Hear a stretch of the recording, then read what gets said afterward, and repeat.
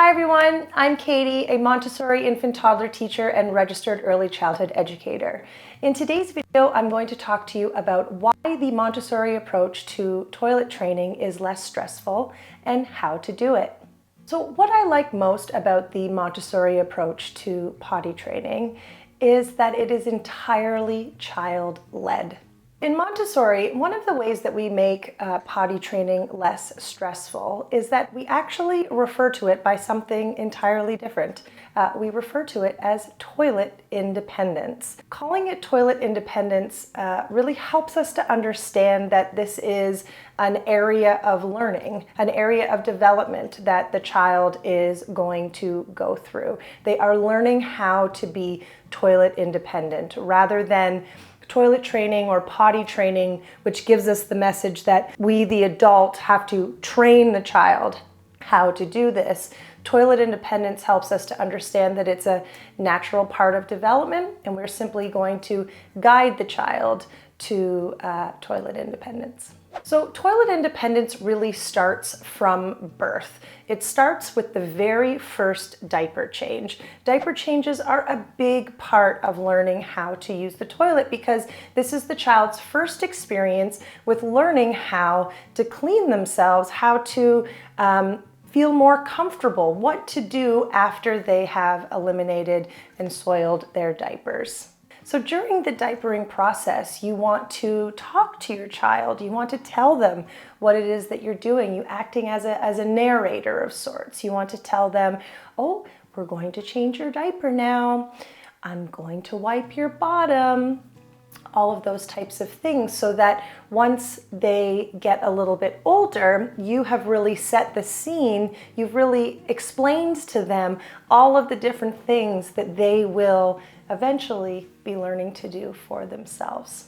Another aspect of the Montessori approach to toilet independence is we encourage you to introduce a potty into the home at an early age.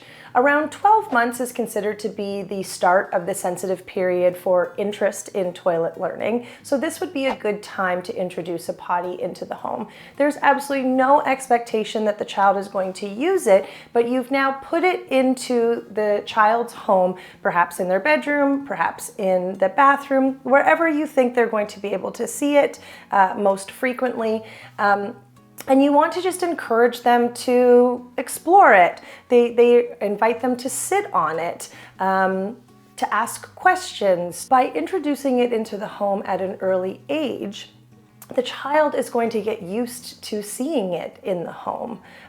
You could even create a flexible routine where the child perhaps sits on the potty after every diaper change. We did this at school with the toddlers who were interested. We didn't have potties at school. We were fortunate to have child-sized toilets.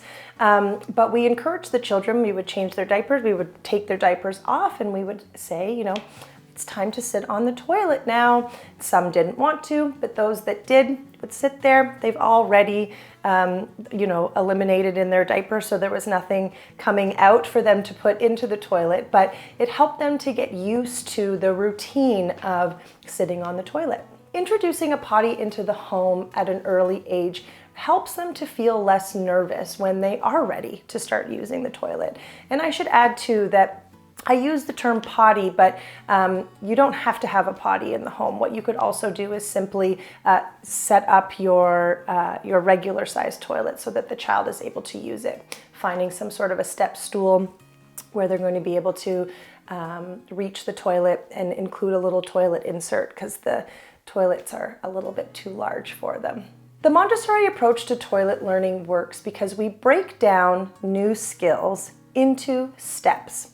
Toilet learning is more than just learning how to eliminate in the toilet. It's also learning how to pull your pants down, how to walk backwards and sit down, how to clean yourself, how to flush the toilet, how to wash your hands when you're finished, how to get yourself dressed afterwards.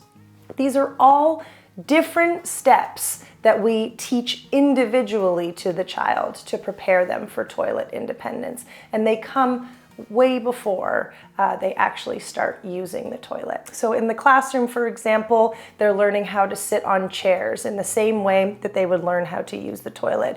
They're washing their hands before every snack and every mealtime to get them comfortable with the idea of washing their hands quite frequently. After diaper changes, we have the children wash their hands so that they start to make that connection. Oh, I've just used the toilet, or I've just eliminated. I need to now wash my hands afterwards. A really great way of introducing toilet independence into the home too is to have books available in your child's library. Even if we had a really young class that wasn't quite ready for toilet independence, we would still have books available to them all year so that they could discover these books and read them, and we would end up reading them quite frequently. Even as children are in the midst of toilet independence, they've made that switch to underwear and they're using the toilet regularly. There was still a lot of interest in books related to using the toilet. So I definitely encourage you to get a couple of those for the home too. Toilet independence is an area of development that each child grows into. It happens at a pace that is comfortable for the child. It takes time and it requires patience, a lot of patience. There will be some soiled pants along the way, but it is part of the learning process. All right, so what are some indicators that your child might be ready for underwear or to start using the toilet? First one is that their diaper stays dry for 2 to 3 hours at a time, or they wake up from their nap and their diapers are dry. This means that they now have the physical ability to hold their urine. The second indicator is when they show discomfort in having a soiled diaper. So a child might pull on their diaper, or if they have an extensive vocabulary, they might even tell you or ask you to change their diaper. Once they start to feel uncomfortable having a soiled diaper, that's a great time to show them how they can be more comfortable by eliminating in the toilet instead. Now, the third indicator is a funny one, and it's maybe something that you have experienced or will be experiencing in the home, but it's when the child has a special place to have a bowel movement. So this is a child who is feeling that they're about to have a bowel movement, and they go to a special area of the home in order to do this. This would happen in the classroom quite often. We would see a child, go into the corner, looking really serious, and we knew what they were doing, and we would allow them to continue. But what that was an indicator to us to start talking to that child about suggesting that perhaps they have their bowel movements in the bathroom. So they can continue to have their bowel movements in their diaper if that's what makes them comfortable. If they're resistant, we obviously don't want to force them to do it in the toilet, but moving that experience into the bathroom again helps them to make that connection that this is where we have our bowel movements. And lastly, the one indicator that I think is the most important and the one that I have seen be most effective in the classroom is they need to have an interest in using the toilet. If they're really reluctant or resistant to the idea of using the toilet, I wouldn't encourage that you force them. As a parent of an infant or toddler, you may have already had the experience of trying to get your child to do something that they don't want to do, and you're met with a lot of resistance. And toilet independence is such an important part of a child's development that you really want to try to make as many positive associations as possible. So if they're not ready, that's okay. You can just say, oh, not ready to use the toilet today. We'll try again another time. But you continue to invite them to use the toilet, and you try to find ways of helping them to build that confidence. Like, perhaps they could flush the toilet, or you could, just spend some time learning about the toilet, hearing what the sounds are, those types of things. But you really want to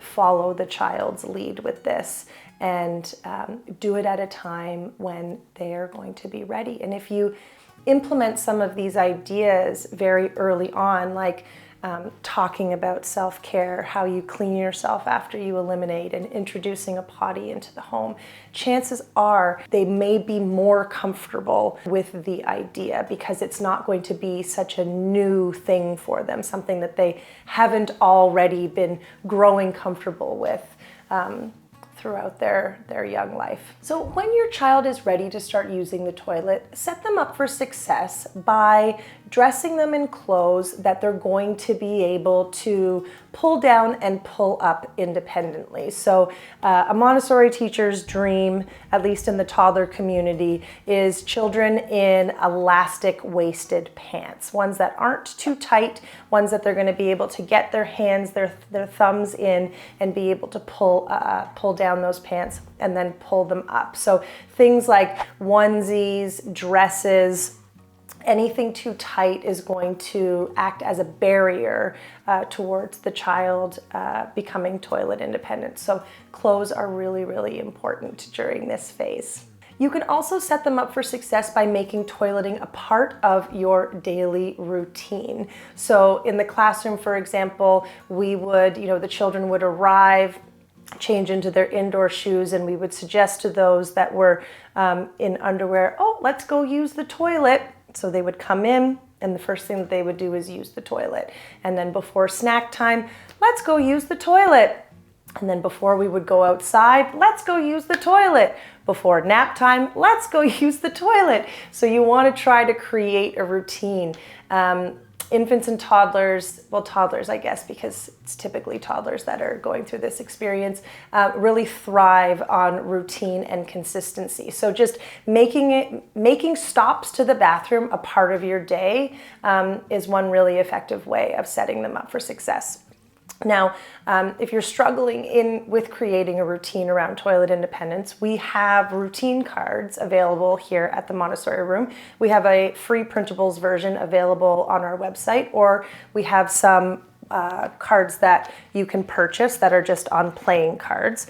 But I'll show you that it's, we have cards that are use the toilet. So you could set this up in the kitchen or in the child's bedroom or wherever they're going to be able to see it regularly, and create this visual schedule for them around using the toilet. So yeah, we've got cards like using the toilet. So you could do use the toilet and then it's nap time, or use the toilet before we play outside, or wake up in the morning and then use the toilet. So there's quite a few use the toilet cards that comes in this pack, because during the toilet learning process, you are visiting the toilet quite frequently. And the thing to keep in mind if you do decide to start using these routine cards is that you aren't going to need to use them forever. They're just really helpful in creating that routine. Eventually you won't need to use them. Your child won't need these types of reminders to use the toilet, because they're going to start to recognize the bodily cues that they need to use the bathroom. They're going to feel more confident using the bathroom. They're going to be able to go there on their own. So it's a nice temporary solution during the first couple of years of learning to use the toilet. I hope that you found today's video helpful. If you're interested in learning more on how to bring Montessori into your home, check out our at-home program. There will be a link to join in the description below. And I'll see you next time. Bye.